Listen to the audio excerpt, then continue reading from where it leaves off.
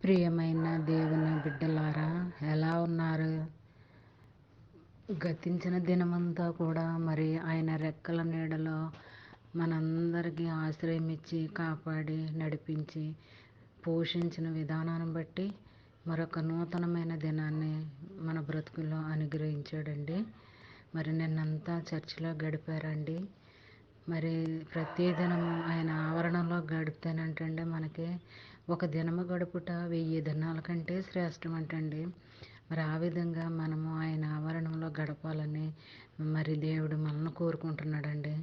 మరి ఈ దినము మనకి ఇస్తున్న వాగ్దానము యెహోషువ 1:6 నిన్ను విడువను, నిన్ను ఎడబాయను, నిబ్బరము కలిగి ధైర్యముగా నుండుము.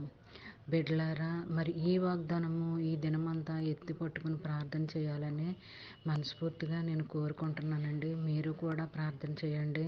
ఈ 40 దినాలు మరి ముగించకముందే మీరు ఏమైతే తీర్మానం చేసుకున్నారో అవన్నీ కూడా దేవుని సన్నిధిలో మరి నెరవేర్పును ఇస్తాడని నేను నమ్ముతున్నానండి. అలాగన మీరు కూడా నమ్మాలని నేను కోరుకుంటున్నానండి.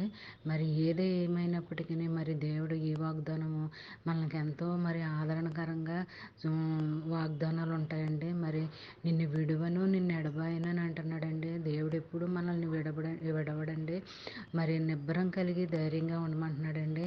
మరి దిగులు పడకూడదు, మరి ధైర్యంగా ఉండమంటున్నాడండి. ఈ వాగ్దానమే మనల్ని ఎంతగానో ఆదరిస్తుందండి. ఈ